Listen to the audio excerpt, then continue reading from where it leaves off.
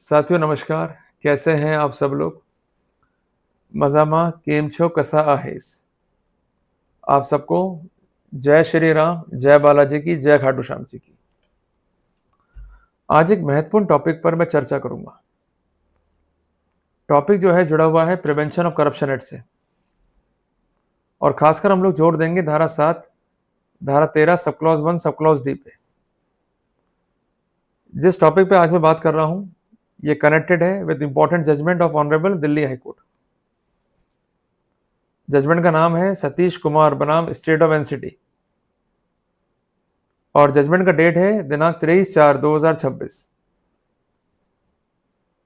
मैं बात की शुरुआत करूं, एक सबमिशन देना चाहता हूं।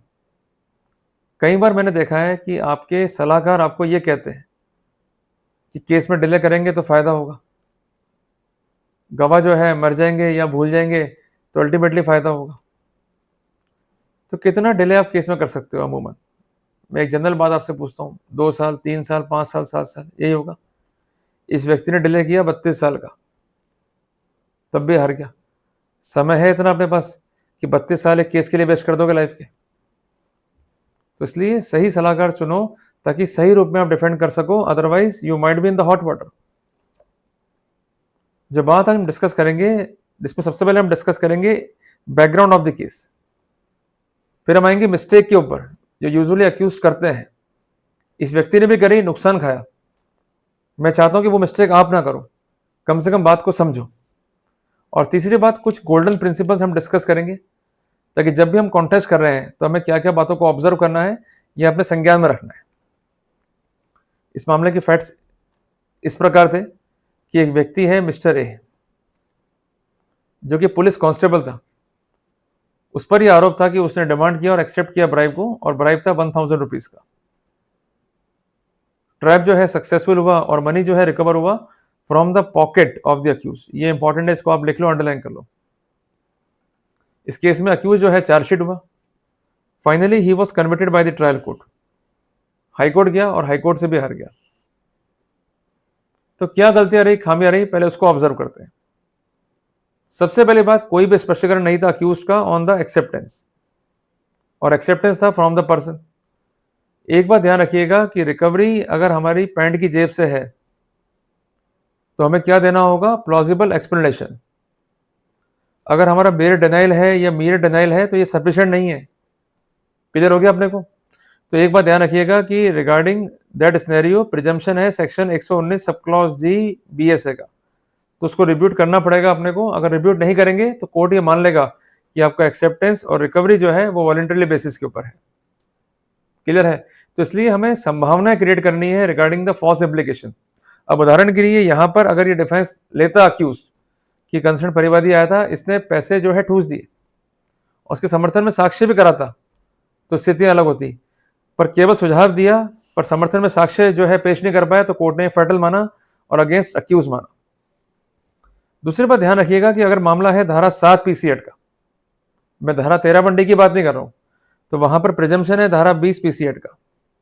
हालांकि प्रिजम्पशन कंक्लूसिव प्रूफ नहीं है, प्रिजम्पशन को रिब्यूट भी कर सकते हैं, पर प्रिजम्पशन को रिब्यूट करने के लिए आपको देना होगा प्लॉजिबल स्पष्टीकरण, ताकि फाउंडेशन फैक्ट्स पर आप क्लॉग जो है क्रिएट कर सकें।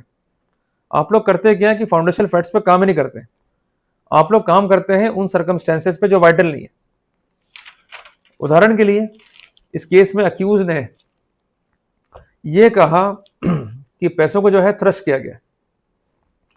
कॉमन सेंस की बात यह है कि जब भी कोई व्यक्ति किसी अन्य व्यक्ति की पैंट में या शर्ट की जेब में कोई चीज रखेगा, आप एक चीज करके देखिएगा, तो नेचुरल रिफ्लेक्सेस क्या होंगे या कॉन्टेक्ट क्या होगा कि वो प्रोटेस्ट करेगा। प्रोटेस्ट किया हो, इस तरह के अलामत, एविडेंस, स्पेसिफिकेशन, स्पष्टीकरण ये फाइल पे था ही नहीं। तो कोर्ट ने कहा कि धारा 8 इंडियन एविडेंस एक्ट में जो आपका स्पष्टीकरण है वो नेचुरल दिखाई नहीं देता है। सबसे महत्वपूर्ण बात, हम लोग डिफेंस लाइन पे काम ही नहीं करते हैं। इस व्यक्ति ने क्या किया कि सिर्फ एक ही डिफेंस पॉइंट पे काम किया, वो ये था कि परिवादी एग्जामिन नहीं हुआ। क्या लगता है आपको कि सिर्फ एक पॉइंट से हम केस जीत जाएंगे? बोलिए, जीत जाएंगे एक पॉइंट से केस? उत्तर है नहीं। मल्टीपल पॉइंट्स पे काम करना होगा। जितना काम करेंगे मल्टीपल पॉइंट्स पे, उतनी ही संभावना बढ़ जाएगी जीतने की। पर ये हमें कौन बताएगा? उस विषय का एक्सपर्ट। इसे जब भी आप काउंसिल करें तो आप एक्सपर्ट करें। सामान्य प्रज्ञा का काउंसिल आपको जितवा नहीं पाएगा, केस में लड़वा नहीं पाएगा, ये आपको बात में दावे से कहता हूं। यहां मैं कहना चाहता हूं कि अक्यूज ने काम नहीं किया शैडो विटनेस के ऊपर, और केस में क्या थे विरोधाभास, उस पर वो काम नहीं कर पाया। क्लियर है? इसके अलावा चैलेंज किया गया सैंक्शन को ऑन द पॉइंट दैट कि अथॉरिटी कंपिटेंट नहीं है, पर इसके रिगार्डिंग जो प्रोविजंस थे उसको किया गया मिस इंटरप्रिटेड। इसे जब भी आप चैलेंज करें सैंक्शन को तो उसके दो वाइटल पॉइंट हैं, अथॉरिटी कंपिटेंट नहीं है, और दूसरी बात सैंक्शन जो है मैकेनिकल है। इस बारे में स्पष्ट तथ्य फाइल पर होने चाहिए, तथ्य ऐसे हो जो अनकॉन्ट्रोवर्टेड हो, अदरवाइज आपको हानि झेलनी पड़ेगी। इसके अलावा एक बात ध्यान रखिएगा कि आपको अपना डिफेंस साबित नहीं करना है बियॉन्ड रीजनेबल डाउट, पर जो भी डिफेंस आपका होगा उसका इफेक्ट क्या होना चाहिए, टू क्रिएट अ सस्पेक्ट, जिसको हम कहते हैं creating a plausible effect in the case. जब भी आप बयान मुलजिम देंगे तो ये एक औपचारिकता नहीं है। एक बात ध्यान रखिएगा कि आपको ऑप्शन दिया गया है बयान मुलजिम में कि आप लिखित में बयान मुलजिम दे सकते हैं, अपना स्पष्टीकरण भी दे सकते हैं। क्लियर है बात? ही तो अगर बयान मुलजिम को आप मानते हैं औपचारिकता, तो ये भी एक बेसिस बन सकता है कन्विक्शन का। You must have the proper shield in your case. आपको डिस्ट्रॉय करना है क्रेडिबिलिटी ऑफ द विटनेस। सामान्य जिरे ना करें, सामान्य आर्गुमेंट्स ना करें, ड्राफ्टिंग ढंग से करें, क्योंकि कहते हैं ना भाई 100 बकौर एक लिखा, अगर ड्राफ्टिंग गलत कर दी तो मारे जाओगे। इसलिए ड्राफ्टिंग कराओ ऐसे एडवोकेट से जो इस विषय का एक्सपर्ट है, जो आपको सही राय दे पाए और सही रूप से आपको ड्राफ्ट करने में हेल्प करे। Otherwise you might be in the hot water, क्योंकि जजमेंट रोज हमारे खिलाफ भी आ रहे हैं। मामला जो है टेक्निकल है, हर कोई एडवोकेट या काउंसिल समझता नहीं है इस तरह के मामलों को।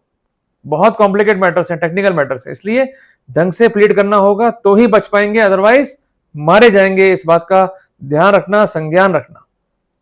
क्लियर हो गया? तो मैं ये समझता हूं कि मैंने एक महत्वपूर्ण जानकारी आपको दी।